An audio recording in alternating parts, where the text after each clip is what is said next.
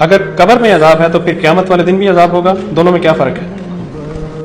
اللہ تعالیٰ نے انسانوں کی 3 کیٹیگریز کر دی ہیں. ایک وہ ہے کہ جو خدا کے مقابلے میں سرکش ہو گئے، انہوں نے خدا کو اعلانیہ چیلنج کر دیا، مقابلے میں کھڑے ہو گئے، نافرمانی پر اصرار کیا. اس طرح کے لوگ جیسے فرعون تھا، جیسے ابو جہل ہے، یعنی بڑے غیر معمولی مجرم. تو ان کے لیے جیسے یہ دنیا سے رخصت ہوتے ہیں ایک طرح کا عذاب شروع ہو جاتا ہے.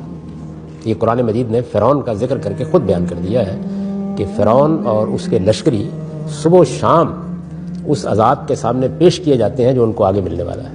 تو یہ فوراً شروع ہو جاتا ہے، اس لیے کہ ان کا معاملہ بالکل یہی واضح ہو گیا. دنیا میں بھی ان پر عذاب آیا، قبر میں جانے کے بعد کا مطلب ہے کہ جہاں وہ لے جائے گئے. وہ تو ہم اصل میں جسم قبر میں دفن کرتے ہیں، قبر میں کچھ نہیں ہوتا.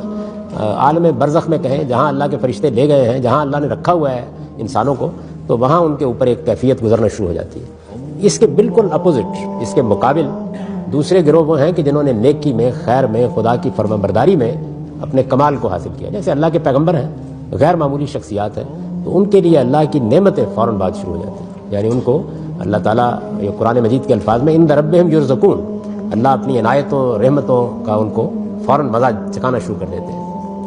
تیسرے وہ لوگ ہیں جن کے حساب کتاب کی ضرورت ہے. یہ دونوں ایکسٹریمز میں حساب کتاب کی کوئی ضرورت نہیں ہے.